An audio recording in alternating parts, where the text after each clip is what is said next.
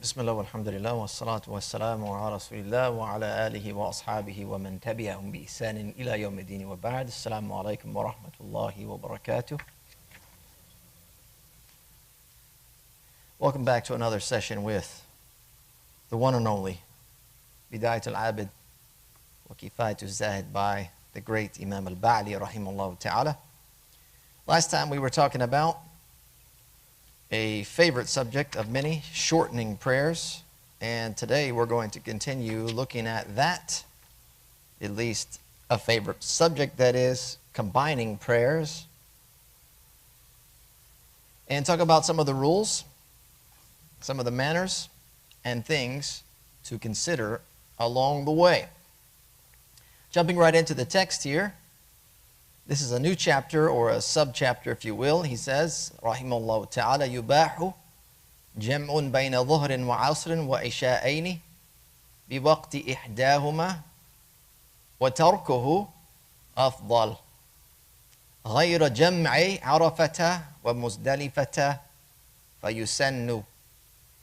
So here right off the bat he says, it is permitted to combine ظهر with ʿAṣr and Maghrib with ʿIshāʼ in the time of either. Refraining from it is better. وَتَرْكُهُ أَفْضَلُ. Except at Arafah and Muzdalifah, where it is recommended. So if you remember in the last section, shortening prayer, we learned that it was preferred to shorten prayer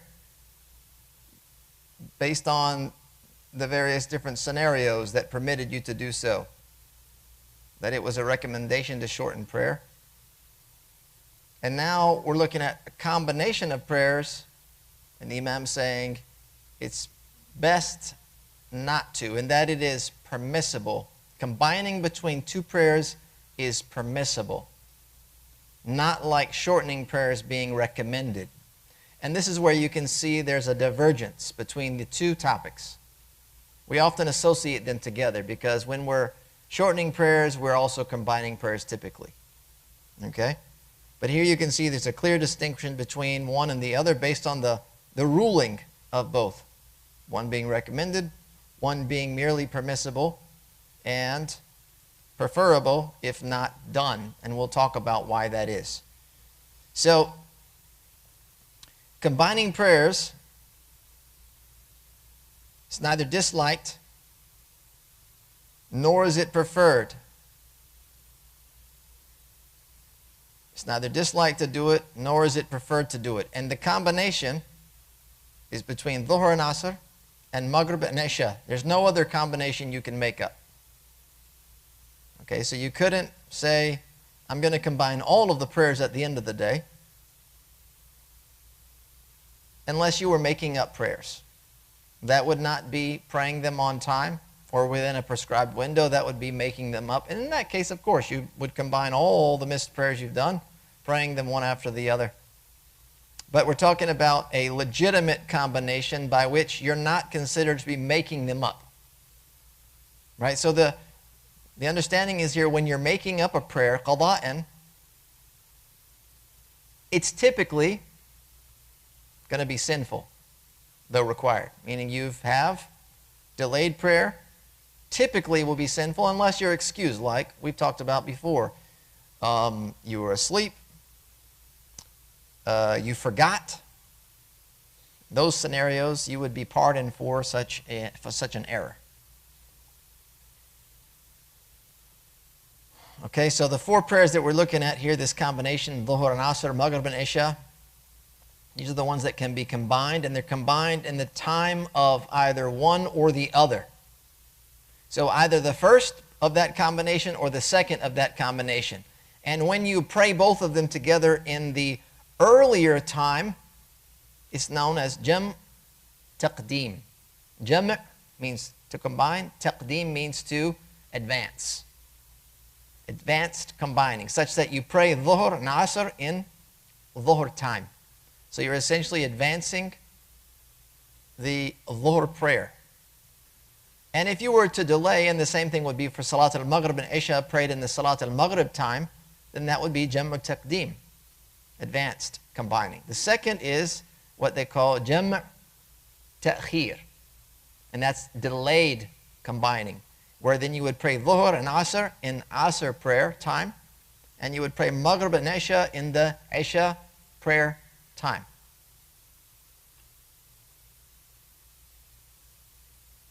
Are we clear about the different combinations and times? Combining Ẓuhr and ʿAṣr, Maghrib and ʿIshāء, either taqdīman, advanced, or taʻkhīran, delayed. Those are the options. And when they say not combining or refraining from it is better, preferable, that is because this is not an agreed upon issue.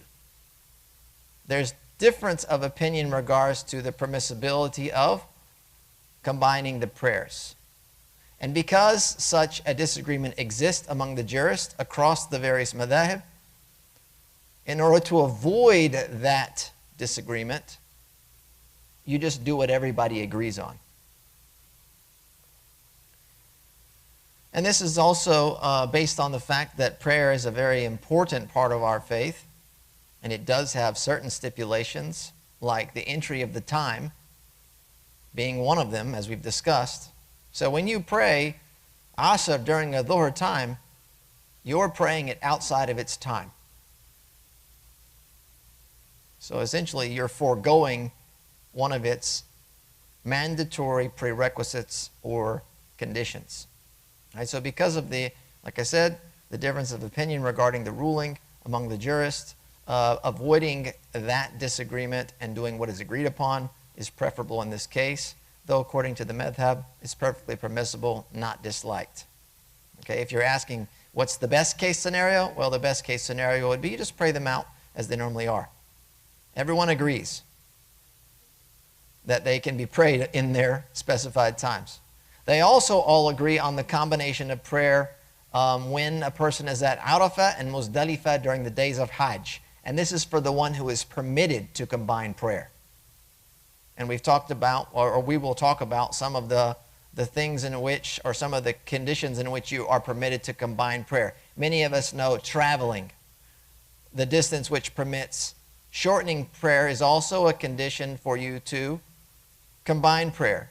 And so in the case of a pilgrim who's actually from that region, well, they can't pray it like that. They have to pray it regularly because they're residents in the region. And that's why in the case for Arafah and Muzdalifah, it's preferred for the one who's permitted to combine their prayer. Recommended for the one who's permitted to combine their prayer during that time, as opposed to just being permissible in all other cases. And in the case of the combination at Arafah, Ẓuhr would be combined with ʿAṣr taqdīman. Right? You would advance them. And then at Muzdalifah, it would be preferred to combine taʻkhīran later on, like when you arrived later to Muzdalifah. And if you have been to Hajj or have studied, you know you're at Arafah, and then when it's Maghrib time, you're going to move to Muzdalifah. So essentially, when you arrive to Arafah, then you're going to combine the ʿAṣr and Ẓuhr prayer at Ẓuhr time early and spend the rest of the day making dua, etc. And then you're going to leave to Muzdalifah, and you're going to wait until you get there and delay Maghrib and ʿIshāء to pray it taʻkhīran. Okay?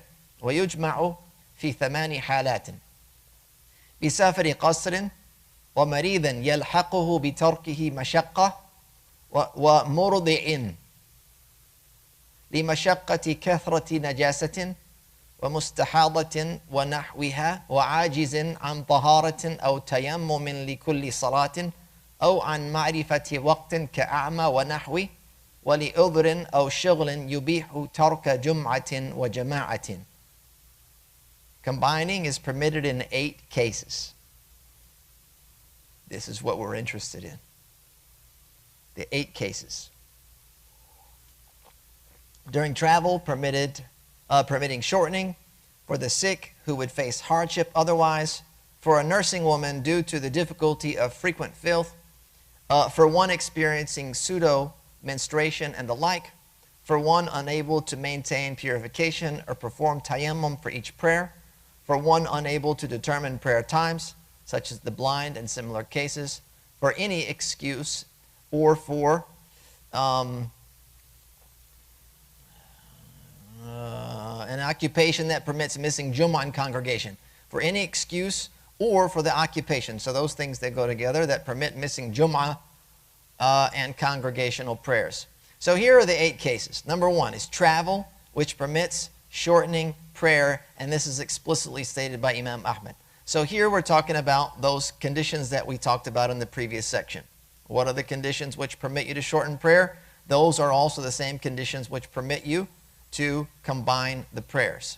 Number 2 is someone ill who will face difficulty or weakness if they do not combine the prayer. That's the qualifying factor. That they're ill, and if they don't combine prayer, then it'll be difficult on them. It will be a burden for them. And so, in that case, they combine the prayer.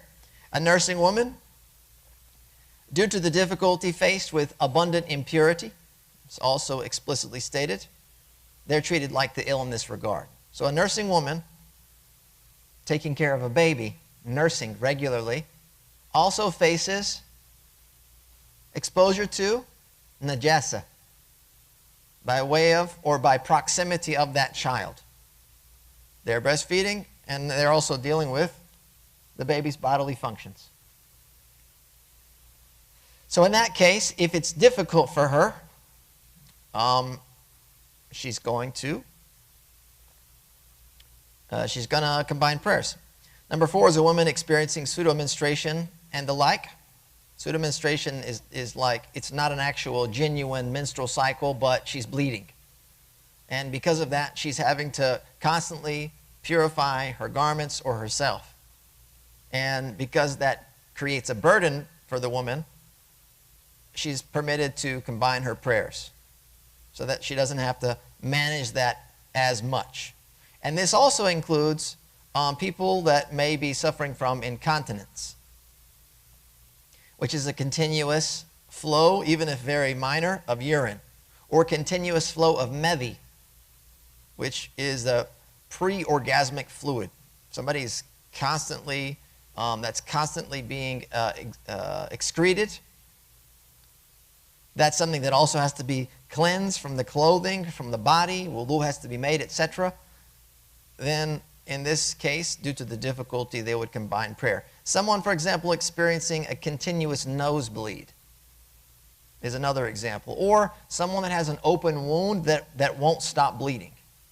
Right? Because continuous bleeding is an impurity, and this can create a difficulty for that person to manage their prayers, all of them, on time, due to the requirement of purification, etc. So in this case, they would combine their prayers.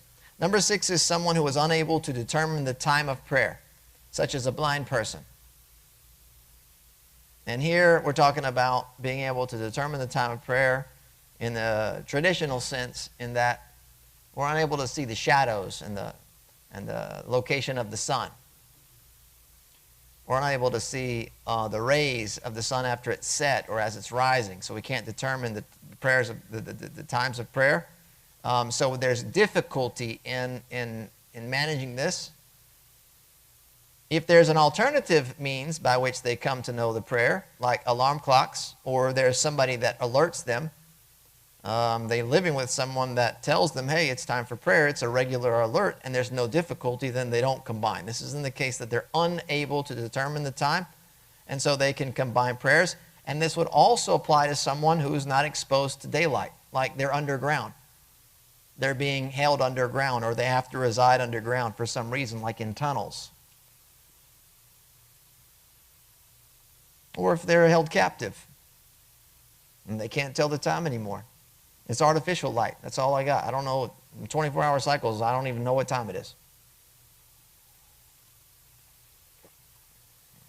The number 7 is anyone who is excused from Friday or congregational prayer. We've talked about that. Number 8 is anyone who is busy with something that would excuse them from Friday and congregational prayer, such as fear that by not combining they would suffer a loss of required livelihood. Any excuse, right, that would prevent them from Friday prayers. We talked about some of those things like, or congregational prayers like missing a travel party, some wealth being harmed, some property being damaged or worried that it might be stolen or damaged. Then you would be excused from attending congregational and Friday prayers. Or number 8 here is like your livelihood. You know, if you were making the prayers on time as prescribed, and this would cause you financial hardship such that you would suffer from required livelihood. Again, that's important to note here. We're talking about your necessary income, not your discretionary income that you use for like buying ice creams and stuff. Yeah.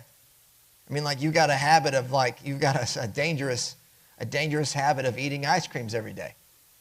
Like that is not going to permit you to combine your prayers. If you feel like if I don't stop and combine because I got to get back to work to keep up with my habit, then I'm going to be in trouble. No, we're talking about like I gotta take care of basic things like my housing expenses, my family responsibilities, those types of things. We understand where we're at, right? Yeah. And the reason I emphasize that point is because sometimes we don't want to get into a situation where we start reframing our excuses or the concession here. And we, especially in our environment, we become very negligent in this regard and just use it as a blanket way out. Oh, well, you know, I got work, so. I understand, but we got to make attempts. We have to make efforts.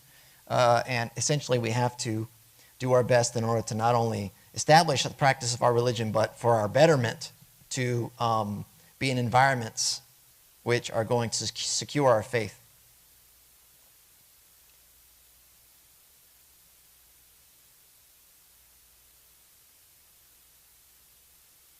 So these cases here that we just mentioned, 8, combining Ẓuhr with ʿAṣr and Maghrib with ʿIshāʼ is permitted in these 8 scenarios. Okay? Imam goes on and he says, وَيَخْتَصُّ بِجَوَازِ jamʿ الْعِشَاءَيْنِ وَلَوْ صَلَّى بِبَيْتِهِ ثَلْجٌ وَبَرَدٌ وَجَلِيدٌ وَوَحَلٌ وَرِيحٌ شَدِيدَةٌ باردة ومطر يبل الثياب وتوجد معه مشقة والأفضل فعل الأرفق من تقديم جمع أو تأخير فإن استويا فتأخير أفضل. Combining between Maghrib and Isha is specifically permitted even if prayed at home due to snow, cold, ice, mud, strong cold wind, and rain that soaks the clothing and causes difficulty.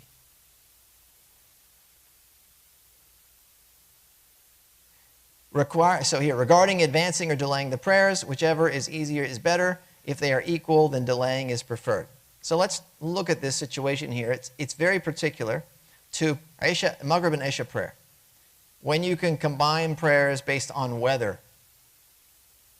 The permissibility of combining prayer due to weather is restricted to Salat al-Maghrib and Isha.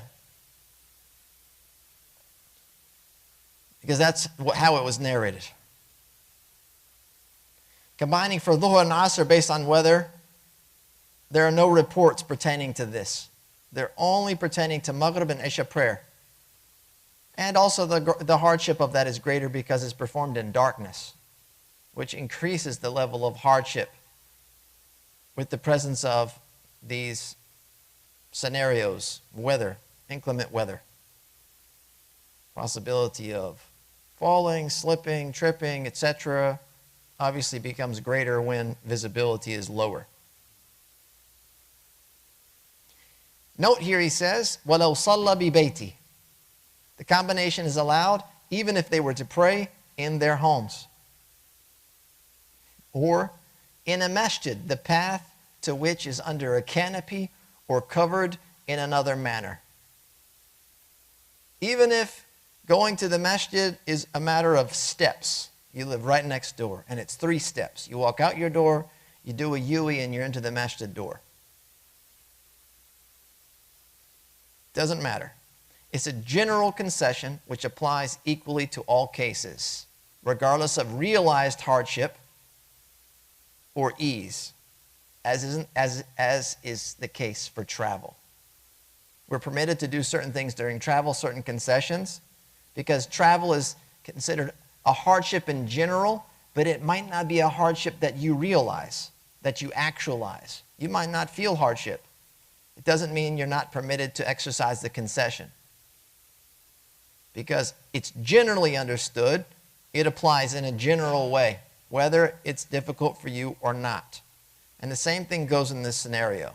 It's a general concession based on difficulty, generally understood, and whether it's difficult for you or not, it doesn't matter.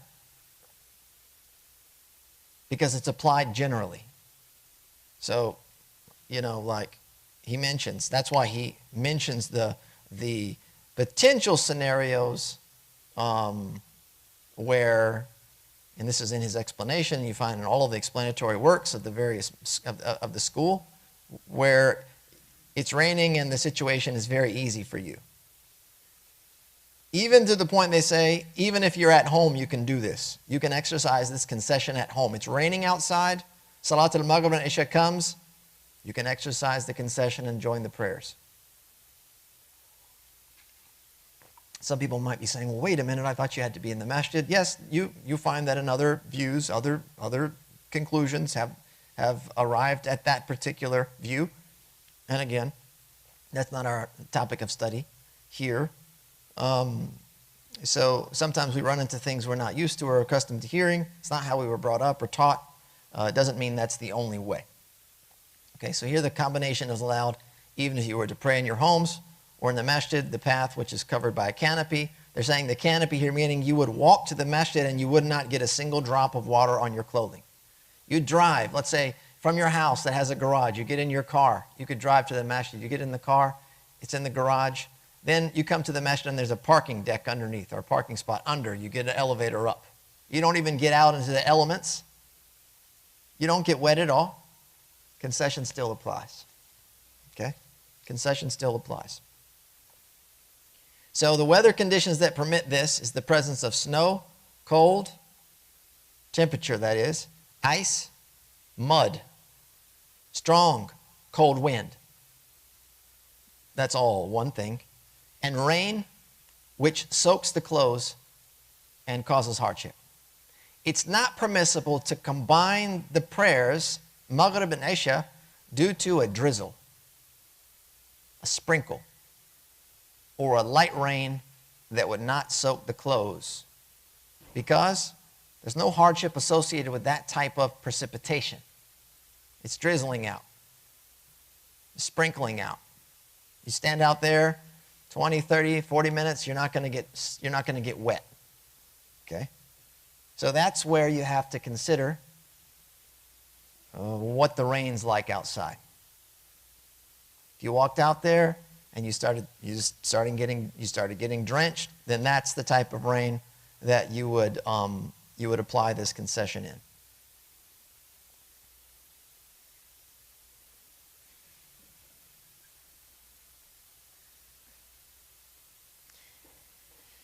Exactly. Whoever desires to combine the prayers, if you want to enact this concession, what's preferred in terms of timing? Do we do the taqdīm or the taʻkhīr? Do we come advanced or do we do delayed? So what's preferred is what's easiest for you. Whatever's going to work in your favor, that's what's best. If both of them are of no consequence, meaning delaying or advancing is of no consequence to you, the timing, then delaying is preferred. Taʻkhīr is preferred. And that has to do with the times for the prayers both having had entered already. So if it's more convenient that you pray Ẓuhr and ʿAṣr at Ẓuhr time, that's preferred. You pray then.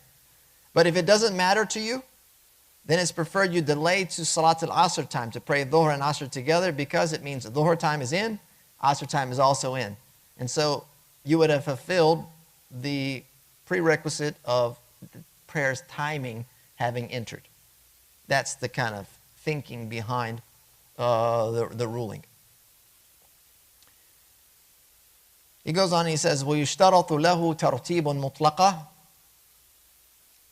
وَلِجَمْعٍ بِوَقْتِ أُولَى نِيَّةٌ عِنْدَ إِحْرَامِهَا وَأَلَّا يُفَرِّقَ بَيْنَهُمَا إِلَّا بِقَدْرِ إِقَامَةٍ وَوُضُوءٍ خَفِيفٍ فَيَبْطُلُ بِرَاتِبَةٍ بَيْنَهُمَا ووجود العذر عند افتتاحهما وسلام الأولى واستمراره في غير جمع مطر ونحوه إلى فراغ الثانية فلو أحرم بالأولى لمطر ثم انقطع ولم يعد فإن حصل وحل لم يبطل وإلا بطل وإن انقطع سفر بأولى بطل الجمع والقصر فيتمها وتصح فرضا وبثانية بطل ويتمها نفلا. This is quite dense. Okay. I'm just going to read the translation here, and then we'll begin to unpack it. Sequence is an absolute condition. For combining in the time of the first, the following are required. Intention to combine at the time of beginning the first prayer. That the two prayers not be separated except by something brief, such as the iqamah or a light wudu, thus invalidated by a regular sunnah prayer in between. The presence of the excuse at the start of both and at the taslim or the salam of the first, and continuity of the excuse except in the case of rain and the like until completing the second. So, if one begins the first due to rain, and the rain ceases without returning, the combining remains valid if mud remains. If not, it is invalid. And if travel ends after the first, the combining and shortening are invalidated, but it is completed and remains valid as an obligation. If travel ends during the second, both combining and shortening are invalid. It is completed as voluntary. Kind of dense. That's how you keep these little. Manuals small. Yeah. So the smaller the manual, the more challenging it is to understand. Believe it or not, it's like a double-edged sword. The shorter the manual, the easier to remember, but the more difficult to understand. All right. The more expansive the work, the harder to memorize and remember, but the easier to understand.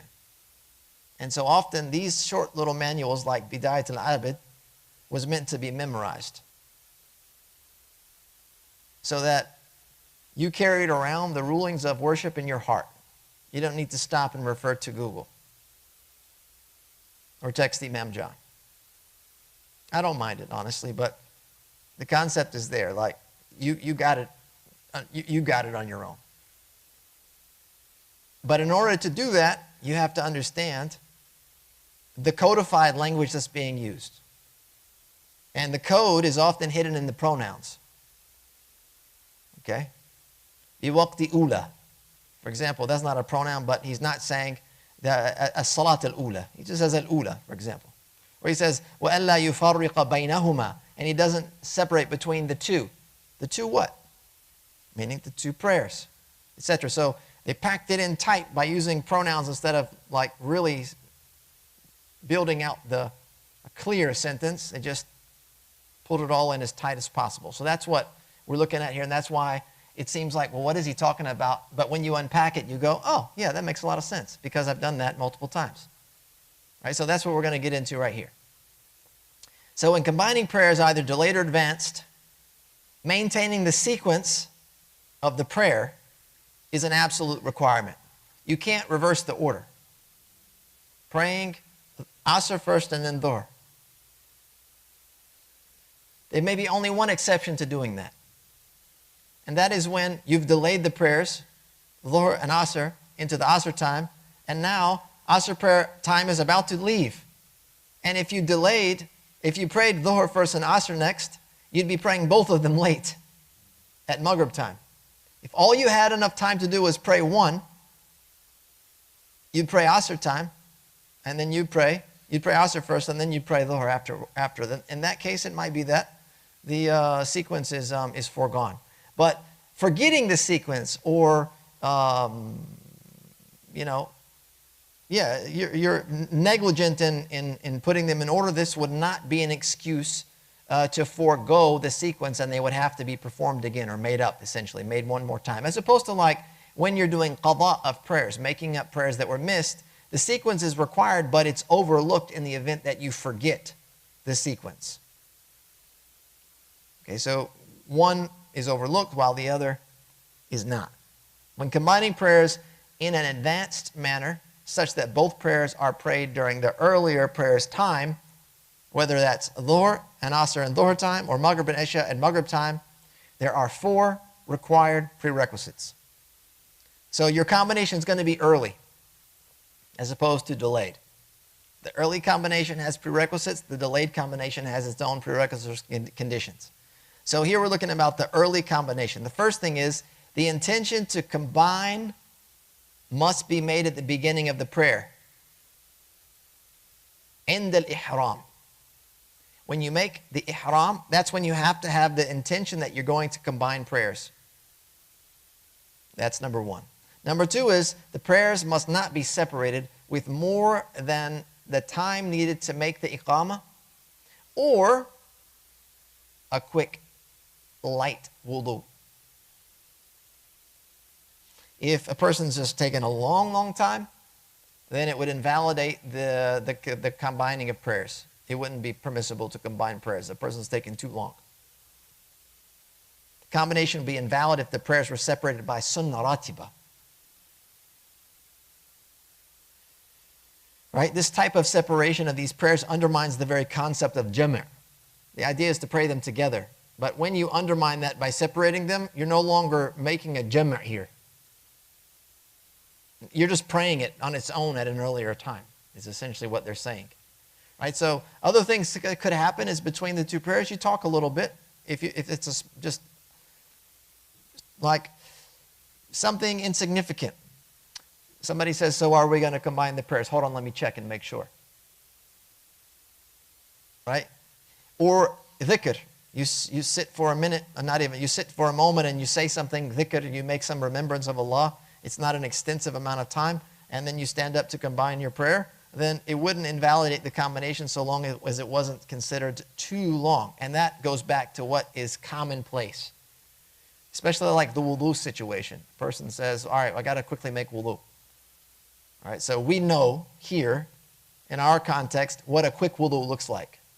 Whereas in another scenario, that might be long. Here, you got to go out, you got to get to the facilities, and you got to come back, etc. Whereas like if we were praying outdoors together and the source of water was right there, I just quickly make wudu and I go for it. But if I take all that time that it would take in this scenario, that might be considered, look, that's way too long, you've wasted time, we're no longer going to combine. Okay, so there is number 2, is separating the prayers. Number 3, the exact excuse which permits the combination must be present at the beginning of both prayers being combined and present at the salam of the first prayer. The exact excuse. And we talked about what those excuses were. 1, 2, 3, whatever they were. So what they're saying here is, if you were going to combine based on one excuse, and that excuse ceased to exist, but then another excuse popped up, no, you can't continue the combination. It has to be the same excuse present that permitted you to combine the prayer, even if it is then joined, or even that is overtaken by another excuse, which would typically permit you to combine the prayer. And in this understanding is that excuse has to be there as they've described. Till the end. Must be present at the beginning of both prayers, being combined, and present at the salam of the first prayer. The beginning of the first prayer is where the intention is made. You're making a combination of prayers based on this legal trigger. Okay, and its conclusion of the first prayer, that excuse still being there, when that first prayer ends and you're getting ready to begin the second prayer, this is where the actual combination begins. So the intention is there, and now you're actually going to act upon that intention. So that legal trigger that was there for you to make the intention has to be there for you now to enact that intention. The fourth one is the excuse must be present until the end of the second prayer in both combinations, with the exception of the combination made due to rain and the like, those various weather scenarios, if mud is produced as a result. As we did say, rain was one and mud was one. But mud is typically the result of heavy rains. And so they've lumped these together and said, look, so if rain stops, but now it's all messy out, you can combine. It could be you're combining because it's just messy out. It's not raining. It's just a slop out there, right? It's a bog. You're in a quagmire. You're like, right? It's the result of rain that came before that, and now it's just a big old mess. That could be a reason why you're combining in the first place. But now the situation is it's raining. You started, you made the intention, and the rain stops in the middle of the prayer, but now it's resulted in all of this mess outside, and it's in that case when the triggers can differ from the beginning. So here, this number 4 doesn't have to do with that. Number 4 has to do with that legal trigger being present until the end of the second prayer in both combinations, with the exception of the combination made due to rain and the like if mud is produced. So there's some examples here. If a journey, to kind of spell out some of the other things that he mentions here, if a journey concludes during their first prayer or both combinations, both combinations we mean either taqdīm or taʻkhīr. The journey concluded during the first prayer of both combinations, either or, such that there was an intention of residence, the combination, as well as shortening, would be invalidated. So let's say like we're talking about if you're on a ship, and then the ship arrives to port, and now you're back home, and you were in the middle of praying, because now you've reached home, that qualifying factor, that legal trigger is no longer present, and so therefore it removes your ability to maintain the combination of prayers. The first prayer would thus be performed completely and considered valid as the obligatory prayer. Okay, so scenarios, I'm going to make Ẓuhr and I'm going to make ʿAṣr together. I'm on the ship on the way home. I'm like, look, let's go ahead and pray Ẓuhr and ʿAṣr together.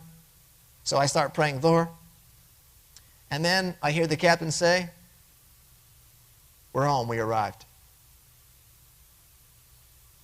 Or to a destination that I'm going to intend to stay long enough that wouldn't permit me to shorten or combine. We've arrived to our final destination. Now I'm in the prayer. What do? I'm now in a scenario where I'm not permitted to combine or to shorten my prayers. So in this case, what I would do is, the combination is no longer valid. That's gone. So that part of the intention is lost.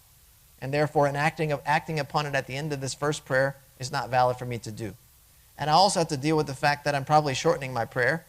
And because now that legal trigger is absent, while I'm still in prayer, I cannot shorten the prayer. But I have to finish Ẓuhr prayer as 4. And it will be valid for my obligatory prayer, meaning Ẓuhr is done. Even though I intended to shorten and combine, when the legal trigger was removed, I concluded it as I normally would. If the travel concluded during the second prayer of either of the two combinations, both the combining and shortening would be valid, and they would conclude the second prayer as would be invalid, and they would conclude the second prayer as a voluntary act of devotion.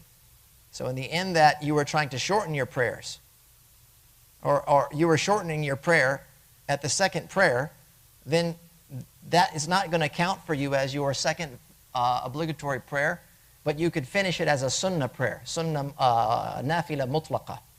In the event that you arrived and you were performing that second prayer, then now your combination is not enactable, it's not legitimate, and therefore it can't be that second prayer. It doesn't mean you cut it off and you're no longer going to finish. Now you can finish and you can acknowledge it as a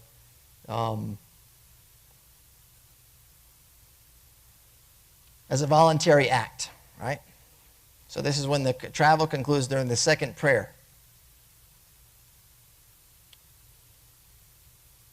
If the prayer was started with the intention to combine due to rain, and this is where it gets a little bit different, as I hinted at earlier, and then the rain stopped and did not resume, the ruling depends on whether mud is formed as a result. If mud develops, the combination remains valid.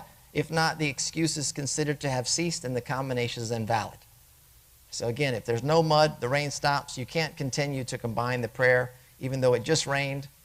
Right? So you came, for example, it was raining, you're going to now combine. You finish the first prayer and you realize, oh, look, the rain stopped. Oh, well, not this time.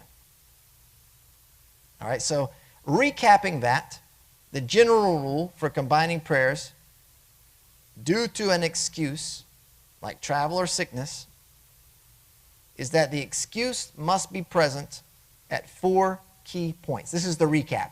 If everything that I just said, you're still kind of like, I'm not quite certain on all of that, this is what you need to know. Okay? And this is maybe the easiest way to understand it. And you'll find in the works of the scholars, they tackle this issue in different ways. Or they basically number them in sometimes 3, sometimes 4 on how they deal with this issue of rain and mud, where the legal trigger is different. Okay, so the result of this is that the general rule for combining prayer, when you have an excuse like travel or sickness, is that the excuse has to be present at these 4 moments. The beginning of the prayer, the first prayer, the end of the first prayer, the beginning of the second prayer, the end of the second prayer. Basically, they have to be there 1, 2, 3, 4. Essentially like the whole time. Like if it rained and then it stopped and it started again, in the middle of all that, as long as it was there during those 4 key points, you're good to go.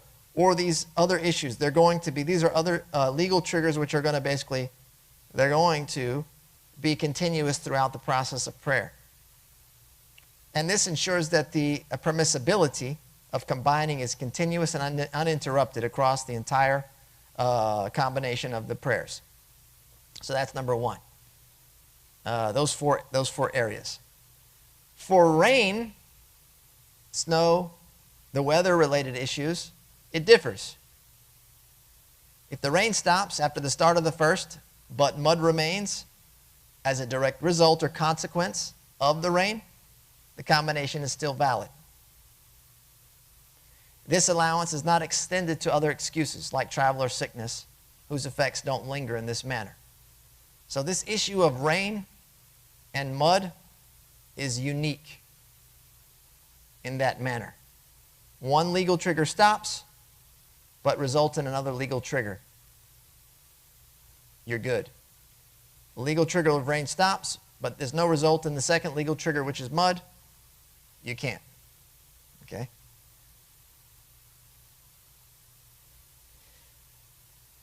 And here, essentially, Imam Hanbali, because of this exception to rain, he makes a 4th condition. Notice it was like 1, 2, 3, and then 4. It's because he's trying to deal with the issue of mud and rain. The 3rd condition is the presence of the excuse at the beginning of both prayers and the end of the first, which applies to all excuses. The 4th condition is continued presence of the excuse until the end of the second prayer, which is waived for rain if mud remains, but required for all others.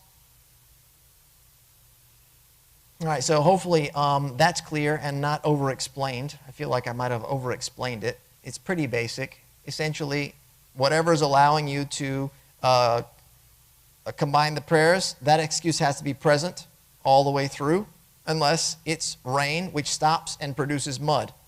If there's mud, the combination is fine. If there's no mud, the rain stops in the middle, you would treat it like any other excuse that stopped in the middle. You can't continue on in that combination way. All right, so the next part he says, وَيُشْتَرَطُ لِجَمْعٍ بِوَقْتِ ثَانِيَةٍ نِيَّتُهُ بِوَقْتِ أُولَى مَا لَمْ يَضِقْ عَنْ فِعْلِهَا وَبَقَاءُ عُذْرٍ إِلَى دُخُولِ وَقْتِ الثَّانِيَةِ لَا غَيْرٍ. As for combining in the time of the second, two conditions apply. The intention to combine must be made during the time of the first, so long as there remains time to pray it, and the excuse must remain until the time of the second begins. No more than that is required. Okay, so now, before we were talking about when we're doing taqdīm, advanced prayers. Now we're talking about taʻkhīr. Okay, taqdīm we talked about. Now it's taʻkhīr, delaying. So when we pray Ẓuhr and ʿAṣr at ʿAṣr time, we pray Maghrib and ʿIshāء at ʿIshāʼ time. Okay? So when it comes to this combination, at the delayed time, there's only two requirements, as opposed to the four for taqdīm, which is advanced.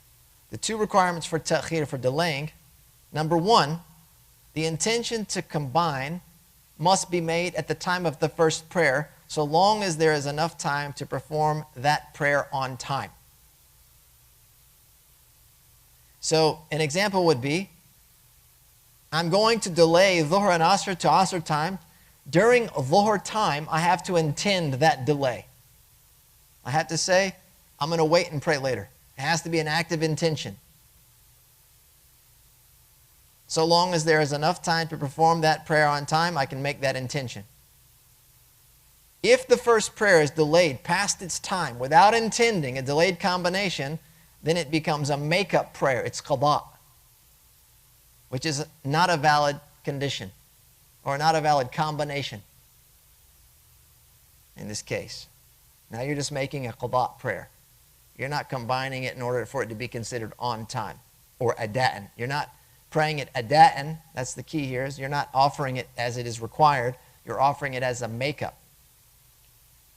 If the time for the first prayer becomes too short to perform it,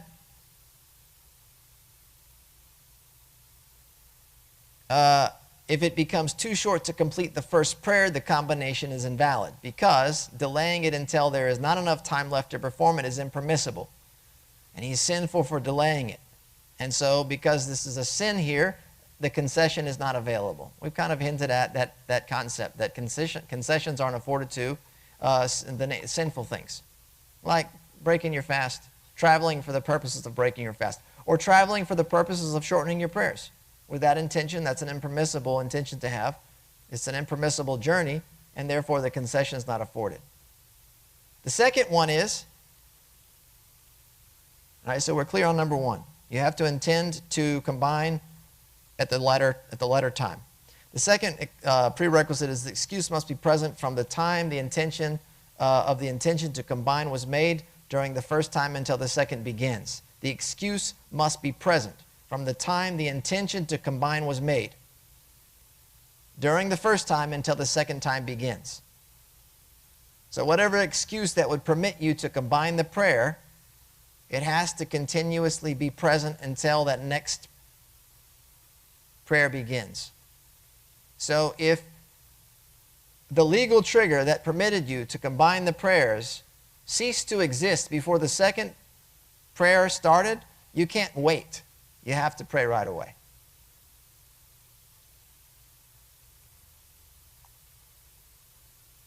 Everyone clear on that?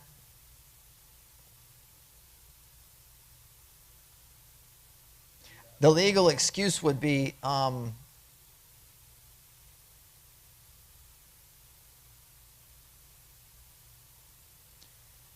rain, for example. And we wanted to combine the prayers, taʻkhīran. not taqdīm and taʻkhīr. You say, we'll just wait a little bit. It's raining. It's Maghrib time. Time is dwindling down. Before ʿIshāʼ time enters, the rain stops. Legal trigger is no longer present. Can we keep delaying? No. Travel. You say, all right, I'm on the road. I'm going to, this is easier to understand. I'm going to delay Maghrib and pray ʿIshāʼ at ʿIshāʼ time because I'm traveling. I have the excuse. But you arrive a little earlier than expected. You pull in, you realize, oh, look, there's 30 more minutes. There's 20 more minutes until ʿIshāʼ time. And I intended to combine the prayers. Can you combine? No. You have to pray Maghrib right away. The legal trigger is no longer present. It's like a cover. Let's say that excuse is a cover. It's covering you. Once it's gone, there you are. Right? There? No. Got it? Yeah.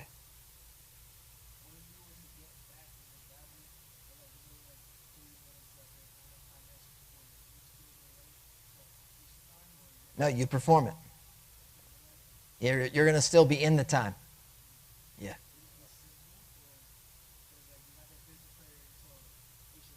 You would not be done until ʿIshāʼ had already, you'd be halfway in between.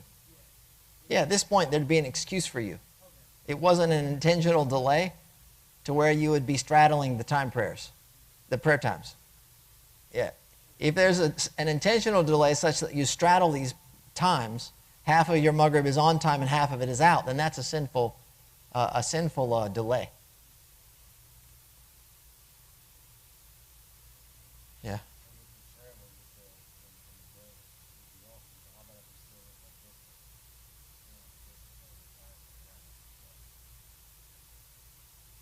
You still went the distance?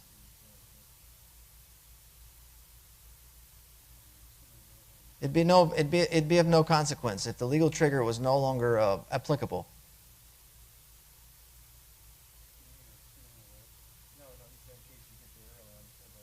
You get there early. If you're permitted to continue to shorten and combine your prayers, then you're fine. Like you're only staying there for 3 days, and you got or less than 20 prayers, then it's applicable.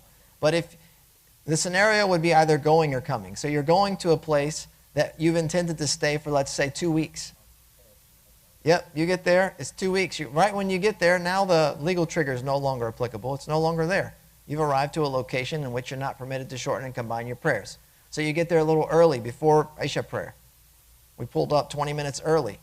Now we have to pray like we would as a resident right away. Oh, we can't delay Maghrib. Now we're here at Maghrib time. Maghrib is obligatory in its time under these normal circumstances. Or the return trip.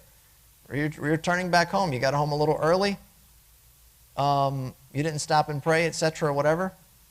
I mean, when you get back home, then it's a different scenario because now at this point, yeah, you got to pray Maghrib. You're home. And if you got back home later after that, and that's what we're going to talk about shortly, and there's no other condition here to be met, like if you're late, if you get back and you're in the taʻkhīr part, then these excuses, these scenarios, they don't really apply anymore.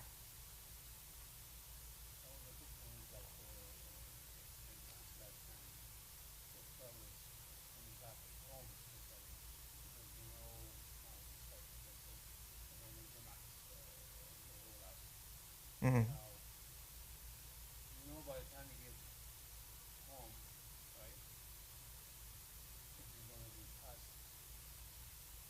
You know within a reasonable, you have an assumption. You have a calculated estimate based on your GPS. You don't know what could happen along the road, though. It could be that my GPS was wrong, or something happened on the road that now I'm not going to make it on time.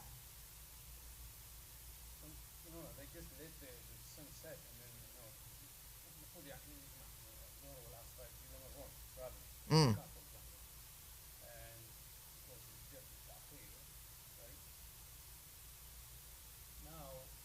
He could do it on the road because he's gonna. No, in this case at Maghrib time, yeah, he needs to pray obviously Ẓuhr and ʿAṣr time before the sunset, regardless of he's traveling or not. But if he's underway and he's saying, look, I'm going to make jamʿ taʻkhīr, ʿIshāء, Maghrib and ʿIshāء later, and it's Maghrib time now, he could pray. He can't pray until ʿIshāء based on his intention comes in. Right? So what he would do in this scenario is say, I'm going to make jamʿ taqdīm. I'm going to pray Salat al-Maghrib and ʿIshāء during Maghrib time while I'm still traveling, even if I'm going to get home in the next hour or the next 30 minutes. I'm still outside of I'm still traveling, I'm out on the road. Then I could pull over and I could pray Maghrib and ʿIshāء taqdīman, and then if I get home by Salat al-Maghrib time, it's not ʿIshāء yet, the prayer that I made was fulfilled as required in that circumstance. But if I intended to pray taʻkhīran, I'm going to pray later, Maghrib with ʿIshāء, and I got home early, I can't delay. I have to pray Maghrib right away because the time is in, and I have to pray ʿIshāء as I normally would. That's the only two scenarios you'd run into in that case. Yeah.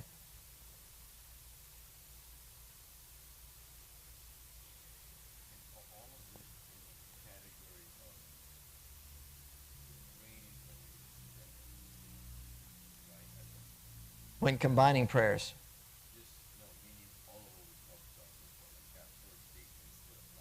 The first statement of what's best is to not combine prayers. Yeah. These are the scenarios that he's describing that allow you to exercise the choice of either combining or not. Of combining, you have to meet these basic 4 prerequisites for taqdīm and 2 for taʻkhīr. Yeah, essentially. And the scenarios in which it's permissible to combine prayers. But that is the overarching, I should say that's the foundational rule of, it's like, that's the trunk of the tree. Let's start off. Is it permissible? Yes. Is it better not to? Yes. Why? There's ikhtilaf. But if you decide to continue climbing the tree, now we have to look at the next thing. Yeah, what are the scenarios that permit me to now exercise this concession that's permitted?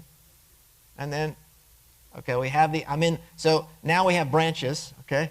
We hit those one of those 8 branches, we're climbing on that now. And then we have to consider the next branch is taqdīm or taʻkhīr. So we decide taqdīm. We're going to do advanced. Then there's 4 more. There's 4 things we got to worry about here on this branch. If it's taʻkhīr, there's only 2 things we got to worry about here. You see how that creates that? Yeah. Mm-hmm.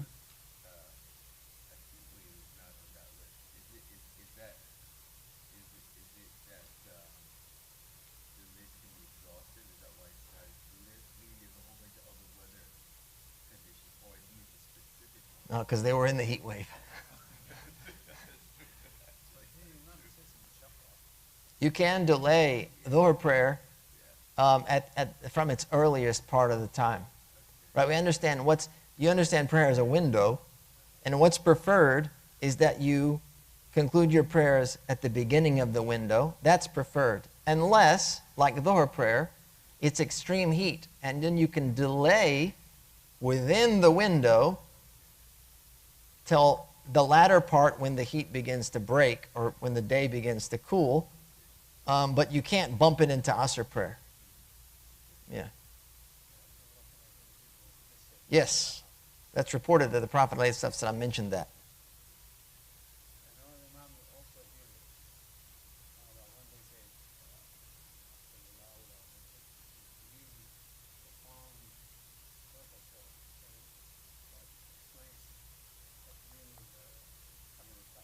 Taʻkhīr, yeah.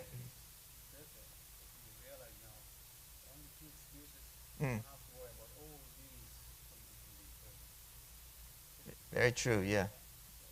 Taʻkhīr even a little easier to deal with.